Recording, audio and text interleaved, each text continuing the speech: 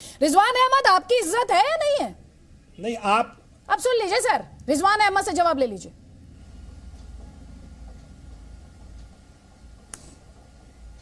पुरानी बात नहीं कर सकते, थोड़ा पीछे से लेके चलते हैं। अगर ओवैसी साहब ने यह कहा, उनके प्रवक्ता भी हैं सम्मानित, कि मुसलमान आज कैद में हैं, तो भाई कैद अंग्रेजों के जमाने में अच्छा माना जाता था या काला पानी अच्छा माना जाता था? कैद अच्छी मानी जाती थी।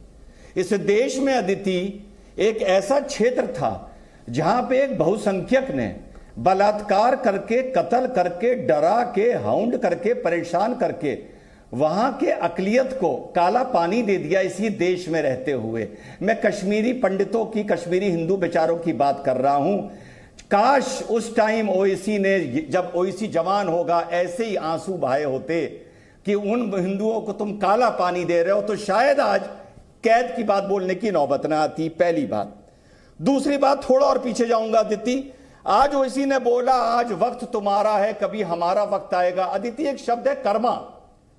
शायद यही बात इस देश के हिंदुओं ने कभी मुगलों से, तैमूर से और गजनी से बोली होगी कि आज तुम्हारा वक्त है, कभी हमारा भी वक्त आएगा। अब आज के मुद्दे पर आता हूं। उन्होंने कहा कि कहीं पत्थर फेंके।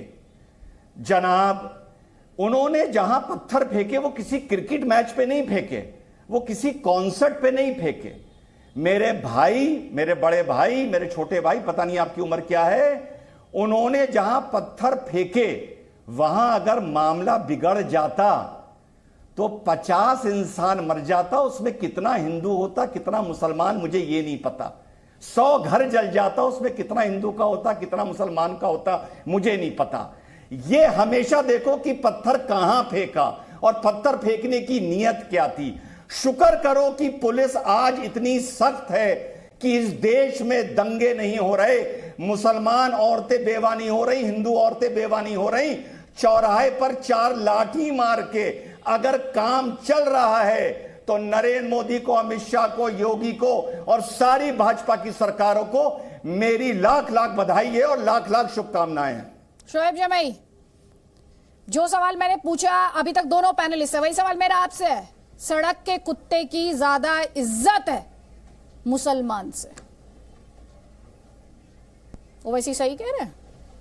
नहीं, हम तो मानते हैं कि जो ईमान वाला है, जिसको अल्लाह ने ईमान की तौफीक नसाफ़ फरमाई, जो कलमे वाला है, वो दुनिया के सबसे बेहतरीन इंसानों में से है। और इंसान खुद अपने आप में जो है अशरफुल मखलूक़ात है। कुरान में अल्लाह ने फरमाया कि तुम सबसे बेहतरीन मखलूक हो। अब सवाल ये उठता है कि इस जुर्म पर जिसकी बात हो रही है, बंगाल में यहाँ से बीजेपी कार्यकर्ता ऑन रिकॉर्ड कैमरे पर लाइव पकड़े गए, किस तरीके से वो पुलिस की गाड़ी जला रहे हैं, हुड़दंग मचा रहे हैं, पुलिस की गाड़ी को तोड़फोड़ किया। अगर बंगाल में ममता जी की पुलिस एक खंबे से बांध करके यहाँ से बीजेपी कार्यकर्ताओं को इसी तरीके से कंबल कुटाई करेगा, तो मुझे लगता है उसके लिए भी मोदी जी को और ममता जी को खूब बधाई देनी चाहिए कि बहुत अच्छा काम कर रहे हैं। कम से कम बंगाल जलने से तो बच गया। बीजेपी कार्यकर्ताओं को भी ऐसी खंबे से बांध के खूब मारा जाए और बताया जाए कि देखो यही लोकतंत्र है, तुमको बधाई होना चाहिए, बच जाएगा बंगाल जलने से।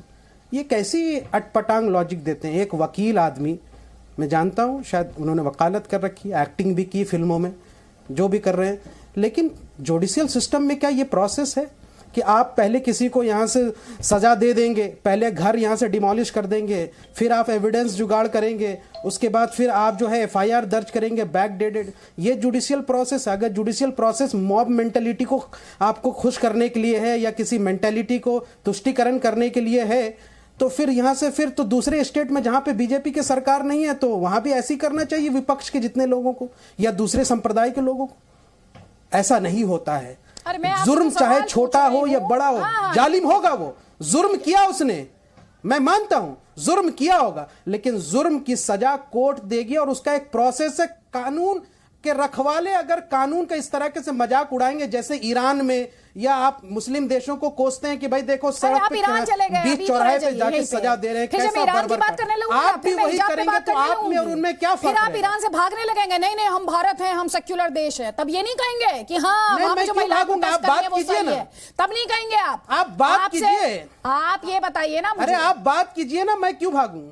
हाँ, बात कीजिए। तो वहां पे महिलाएं प्रोटेस्ट कर रही है हिजाब के खिलाफ। हैं आप हिजाब के खिलाफ? हैं आप?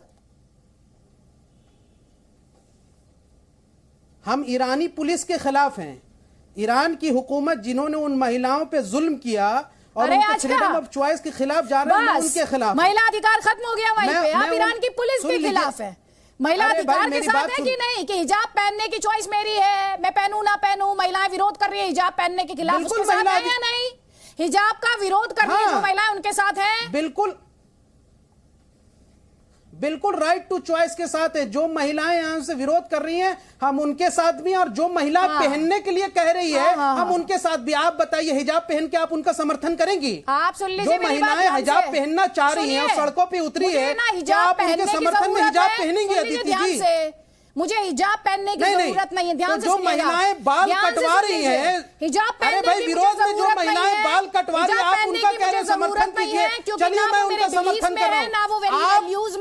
आप उन महिलाओं के समर्थन में खड़ी होंगी। क्या दिक्कत है? अब क्या दिक्कत है? और ना ही वो इस देश के कॉन्स्टिट्यूशन के रूल अरे और ना ही वो हिजाब पहनना चाहती, उनका राइट टू चॉइस है या नहीं, ये बताइए। इंस्टीट्यूशन का हिस्सा होती है और वहां पर मैंडेटरी होता और मैंने वहां फॉर्म साइन किया होता, तब मैं बात करती इसके ऊपर। मैं जनरल बात कर रहा हूं। अरे आप जनरल बात कर रहा हूं। जो महिलाएं हिजाब पहनती है, उनको जो रोका गया, यही तो थोपने वाली सोच है ना, हिजाब यही थोपने वाली सोच है। आप तो एक मॉडरेटर पर थोप रहे हैं हिजाब। आप क्या करेंगे हिजाब के खिलाफ लड़ाई? आप हिजाब के खिलाफ लड़ाई लड़ेंगे? नहीं होगा। रिजवान है, फ्रीडम ऑफ चॉइस एक तरफा नहीं होगा। दोनों तरफ फ्रीडम ऑफ चॉइस होना चाहिए। शोएब जो है ईरान की पुलिस के तो खिलाफ है, पर अदिति त्यागी को पहनाना चाहते हैं हिजाब। ये थोपने वाली सोच है। जो नहीं पहनना चाहती उसका फ्रीडम ऑफ चॉइस होगा, जो पहनना चाहती उनका भी साइंटिस्ट भैया, साइंटिस्ट भैया, थोपिए मत, थोपिए मत, अदिति त्यागी पर भी मत थोपिए और किसी और पर भी मत थोपिए। और रूल्स का रिस्पेक्ट करना सिखाइए आप पहले।